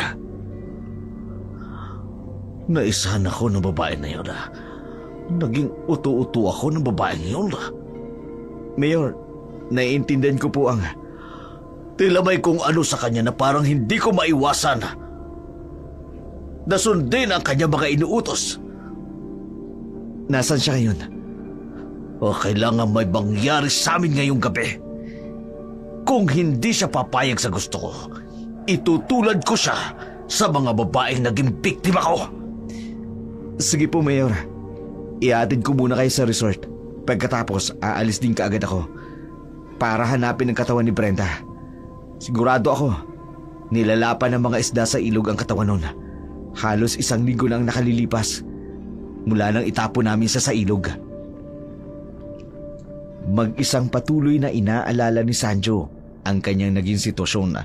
Napikon ito dahil sa lahat ng pinagnanasaan niya. Ito ang umuto sa kanya. Kaya ang galit niya nagtulak sa kanya para isagawa ang kahalayan sa babae ng gabi na yun. Hindi niya matanggap kung bakit ganoon ang naging epekto ng kagandahan ni Dina sa buhay niya. Bagaman kinakabahan siya nang biglang maalala ang sinabi ng kanyang asawa na huwag sanang humantong sa puntong aswang ang mabiktima niya dahil masamang kantihin ang mga aswang. Pero isinantabi niya muna ang isiping yun. Wala siyang ibang inisip kundi maangkin si Dina. Bago pa man lumala ang pang-uuto nito sa kanya. Gabi na nang makabalik si Mayor Sanjo sa resort, matindi ang pagnanasa niya kay Dina. Halos hindi niya na mapigilan ang kanyang sarili. Ngunit pagpasok niya ng silid, Dina! Nandito na ako! Kanina pa kita hinihintay, Mayor. Para may kakaiba sa'yo. Ang mga titig mo. Ang mata mo ay lalong pumupungay. Nakakagigil. Mangyayari ang panggigigil mo. Hahayaan kita. Basta sundin mo lang ang sinasabi ko. Bakit ba ganun na lamang ang interes mo sa babaeng yun? May kaugnayan ba siya sa'yo? Hindi mo naman siya kilala, hindi ba? So ayaw mong gawin? Ayaw mo ng katawan ko? Pinahanap ko na sa aking mga tauhan. Pinaigting ko na ang kanilang paghahanap. Kumakalat na sila sa buong barangay ng bayan. Ipinagbigay alam na nila sa mga barangay kapital. Kaya makatutulong sila para mahanap si Brenda. Salamat. Mahal mo nga ako. Oo naman. Handa akong gawin ang lahat. Maangkin ko lamang ang katawan mo. Mababaliw ako kung hindi ko yan maangkin. Hindi ko kaya pigilan ang sarili ko. Anong gagawin mo? Hindi ko na mahintay pa na makita ang bangkay ni Brenda. Bangkay? Anong bangkay? May ginawa ka ba sa kanya? Ipinapatay mo ba siya? May ginawa ka ba sa kanya?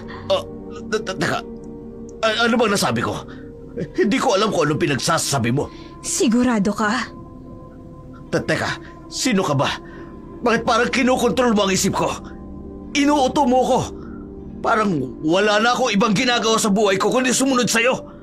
Sa lahat ng babaeng nagustuhan ko, sa'yo lang ako nagkakaganito. Anong gagawin mo sa baril na yan? Tulad ng ginawa ko sa mga nauna sa'yo. Kapag hindi pumapayag sa gusto ko, pinapatay ko. Lumabas din ang pagkademonyo mo. Sabi ko na nga ba, hindi magtatagal. Lalabas din ang totoo. Pinatay mo si Brenda. At laking pagkakamali mo dahil akala mo napatay mo na siya. Pero nailigtas namin siya. Hindi mo kilala kung sinong kinanti mo. Sinasabi ko na nga ba, sino kang demonyo ka? Bago mo banggitin yan, tingnan mo muna ang sarili mo. Kung sino sa atin ang demonyo. Hindi mo ba ako naaalala? Anong? Ako si Dina, kapatid ni Maya, na isa sa mga unang biktima mo. Hindi kita kilala. Hindi ko kilala ang sinasabi mong Maya. Marami na kayong nabiktima, Mayor. sina Maya, Brenda, at marami pang iba. Hindi ko alam ang sinasabi mo. Alam ko lahat ng ginawa mo. Lahat. Anong nangyayari? Bakit dumilim ang paligid? Tamang-tama. Wala ang tauhan mo. Matagal na naming pinaghandaan ang pagkakataong ito. Demonyo ka? Kaya pala ako naakit sa ganda mo. Dahil isa kang demonyo! Demonyo nagtatago sa isang kaakit-akit na mukha! Ngayon, nanggagalaiti ka na sa galit? Brenda, pumasok ka na! Demonyo! Mga tauhan ko! Wala ang mga tauhan mo, hindi ba? Inutusan mo silang hanapin ang katawan ni Brenda ang inakala mo. Kung alam ko lang na ganyan ka, pinatay na sana kita sa bundok pa lang! Nagsayang ako ng oras at panahon para utuin mo lang. Tapos ito lang ang napala ko. Pinili naming mamuhay ng normal, katulad ng mga tao. Matagal naming kinalimutan ng pagiging aswang. Hindi kinamit ang kapangyarihan ng aswang. Pero dahil kinanti mo kami, ikaw ang may kasalanan ng lahat kung bakit kami nagkakaganito ngayon. Kasalanan mo ang lahat ng ito. Sige! Tingnan natin kung may magawa kayo sa baril ko! Subukan mong magpaputok ng baril para makatawag ng pansin sa mga tao at malaman nila ang hideout na ito na siyang pinagdadalhan mo ng mga babaeng binibiktima mo. Mga aswang nga kayo! Hindi niyo ko mauuto ngayon! Hindi na ako papayag na mauto ng isang katulad mo lamang!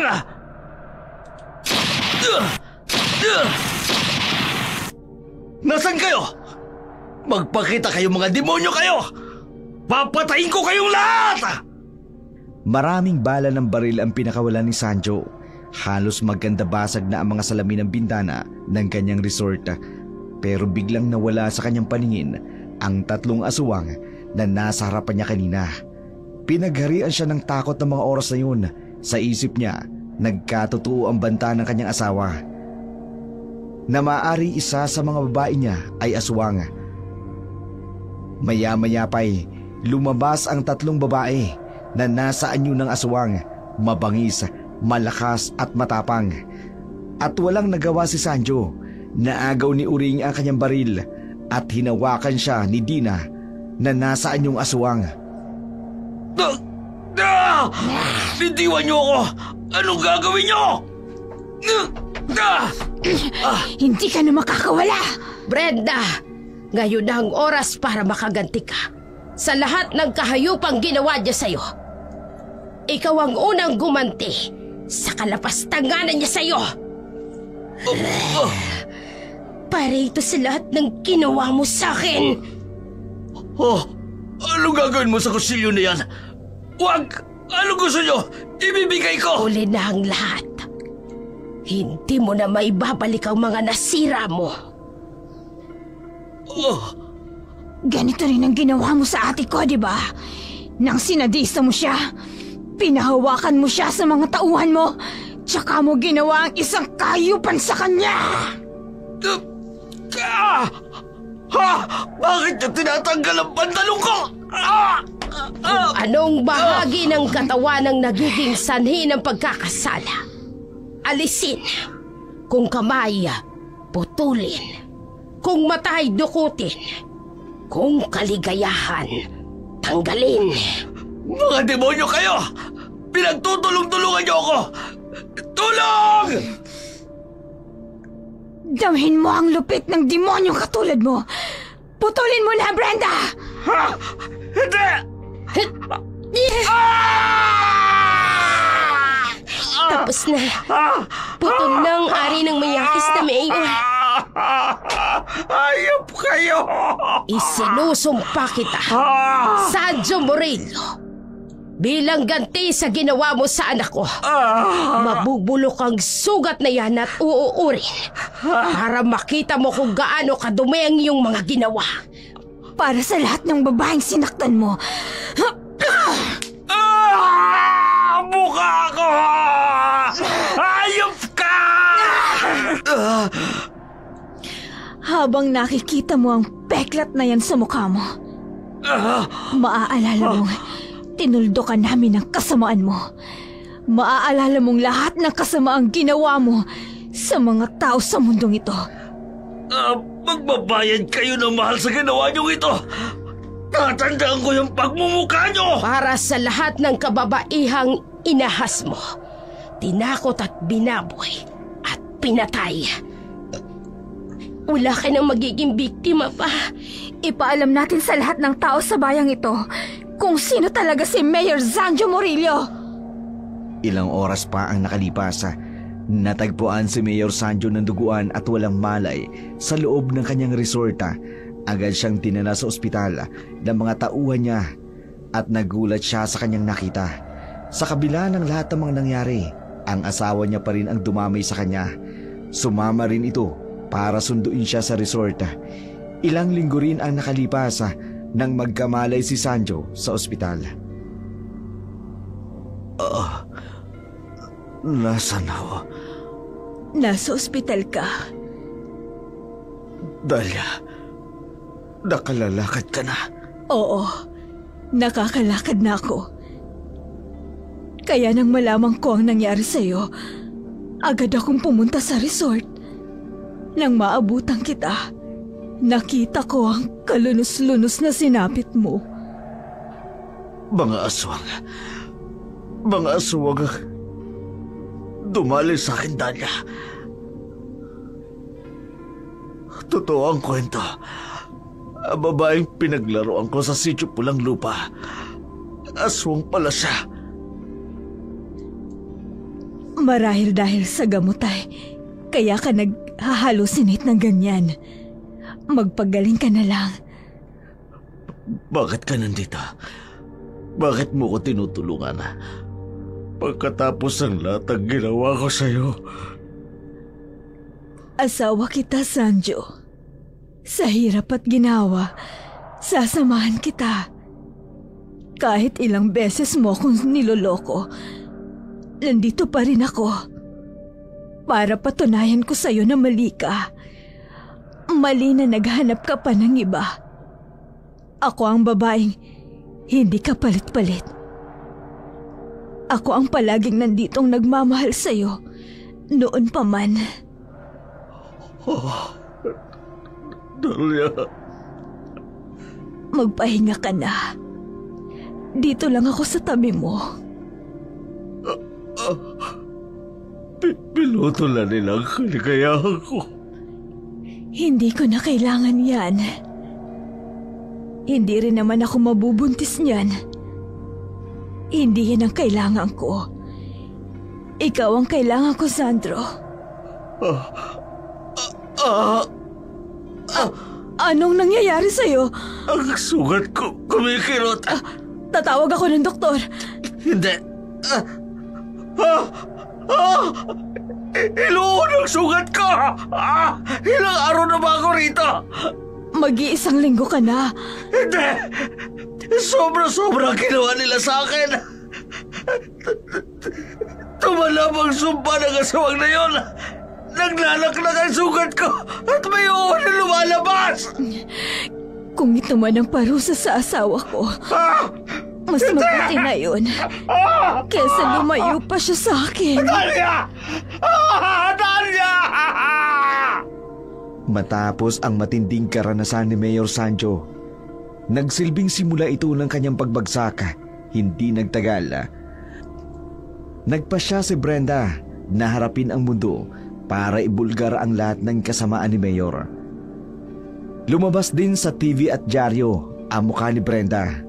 Dala-dala niya ang lahat ng ebidensya, mga video sa resort, mga larawan ng mga babae sa kwarto ni Mayor at mga sulat tungkol sa dispatcha ng mga biktima.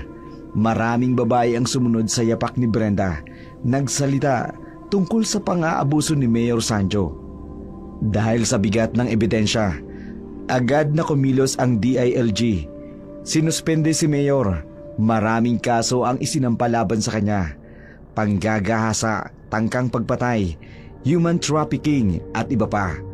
Hindi na siya nakalabas ng bansa dahil nakalagay sa Immigration Lookout Bulletin ang kanyang pangalan.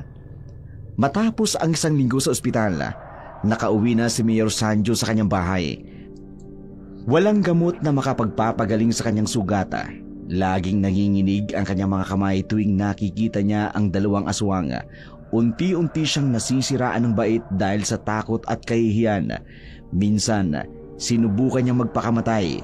Ngunit naabutan siya ni Dahlia at napigilan. Kahit na wala ang kanyang kapangyarihan, kahit sinusuportan siya ng kanyang asawa, hindi niya pa rin matatakasan ang sumpa ng mga aswang. Habang buhay na siyang mananatiling takot, pinahihirapan ng kanyang konsensya at ng mga matang laging nagmamasid sa kanya. Sa huli, hindi espada o baril ang nagdala ng katapusan sa kasamaan ni Mayor Sanjo, kundi ang katapangan ng mga babaeng kanyang inabuso at ang hustisya na kanilang hinahangad. Kung ano man ang sakit na ibinigay mo sa akin, yun din ang sakit na mararanasan mo balang araw. Hindi man ngayon, pero darating ang araw na babalik din sa'yo ang lahat ng ginawa mong to. Para ito sa lahat ng ginawa mo sa akin. Magbabayad siya. Magbabayad si Sanjo sa ginawa niyang ito. Hindi ako ang una at hindi ako ang huli. Kung anong bahagi ng katawan na naging sanhi ng pagkakasala, alisin. Kung kamay, putulin. Kung mata, dukutin. Kung kaligayahan, tanggalin.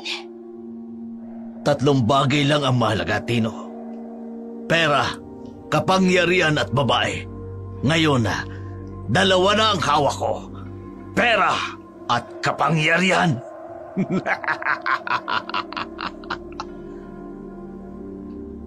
Dark Shadow 101. Puno na po ang 3 truck. Magaling. Mabilis kayong kumilos. May bonus kayo sa akin. Salamat po, Mayor. Sadyang mabilis lang po talaga ang mga lalaking kinuha ko ngayon. Maasahan ka talaga, Tino. Pero kailangan mabilis pa. Habang wala pang nakakakita. Alam mo naman ang dami ko nang binayad sa mga opisyal para lang magbulag-bulagan sila sa negosyo kong ito. Areglado po, Mayor. Tingnan mo ang isang puno na ito. 1,000 taon na siguro itong nabubuhay. Kaya nasisigurado ko, malaking halaga ito sa merkado. Tsak natiba-tiba tayo rito. Kaya lang po ang ikinatatakot ng mga kasamaan ko at ng ilang residente po dito sa Sitio Pulang Lupa. Lubang mahalaga sa kanila ang gubat na ito. Kung patuloy natin puputulin ang mga kahoy na ito, sila ang unang-unang maapektuhan. Tsaka diba, protektado ang area na to. At sino na magpoprotekta? Ako ang mayor ng bayang ito. Ako ang batas. Sayang kung mabubulok lamang ang mga kahoy na ito. Mas mabuti nang mapakinabangan. 3 bagay lang ang mahalaga, Tino. Pera at kapangyarihan at babae. Ngayon, 2 na ang hawak ko. Pera at kapangyarihan. Babae po, Mayor. Wala naman sigurong lalaki ang hindi matutukso sa babae, hindi ba? Kapag may pera ka at kapangyarihan, walang kahirap-hirap na makuha mo ang babae. Dahil maraming babae ngayon ang kumakagat sa patalim. Magkapera lamang. At kapag may pera ka, you can get what you want. You can have what you want. Puno ng kayabangan ang mayor ng San Sebastian na si Mayor Sanjo Murillo habang nagdidiwang ng kaligayahan sa kanyang tagumpay sa kabilang banda ng kagubatan. Rinig ang tunog ng tsinso at pagbagsak ng malalaking puno. Isa sa kanila si Mang Carlos, isa sa namumuno sa pagputol ng mga punong kahoy. Nang lumapit ang isang dalagang, may matinding galit sa kanila. Itigil yung ginagawa nyo! Itigil nyo! Sino ka ba? Ano karapatan mong pigilan kami sa ginagawa namin? At kayo, anong karapatan niyong gawin ang pamumutol ng kahoy dito sa sityo namin? Hindi niyo ba alam na kami ang unang-unang maaapektuhan ng ginagawa niyo? Kapag patuloy niyong pinuputol ang mga punong kahoy dito? Kapag magkaroon ng matinding pagulan, guguho ang lupa dito at kami ang unang-unang maaapektuhan ng ginagawa ninyo! May permiso kami galing kay Mayor. Kaya wag mo kaming pipigilan sa ginagawa namin. Wala talaga siyang pakialam sa mga taga-sityo Pulang Lupa. Porke kakaunti ang bumoto sa kanya mula dito sa sityo namin. Ganito niya na lang kami tratuhin? Sa ginagawa niya, pinapatay niya ang kinabukasan ng mga taga-sityo Pulang Lupa. Umalis ka dyan. Nakakaistorbo ka sa ginagawa namin. Kailangan naming ma-deliver ito bukas sa umaga. Kailangan naming matapos ito ngayon. Umalis ka na dyan na matapos na kami. Kapag hindi niyo tinigil ang ginagawa niyo, hindi magandang mangyayari sa inyo. Tinatakot mo ba kami? Hindi namin kayo tinatakot. Binabalaan ko kayo. Itigil yung ginagawa niyo kung ayaw niyong may dumalak na dugo rito. Isang mangtutruso ang binitiwan ang kanyang kagamitan at nagsimulang magligpita, bagay na ikinabahala naman ni Mang Carlos. Hindi nito napansin kung anong nakita ng kanyang kasamaan sa dalaga at pinagharian ito ng takot at bigla na lamang nagligpit ng kanyang mga kagamitan. Oy, sandali! Saan ka pupunta? Hindi pa tayo tapos sa ginagawa natin. Kailangan natin itong tapusin. Ikaw, ano ginawa mo sa kanya? Bakit gano'n na lamang siya kung matakot? Umalis na kayo dito. Kung ayaw niyong mapahamak, huwag ninyong sirain ang kagubatang ito. Hindi lang ang gubat ang sinisira ninyo, kundi pati na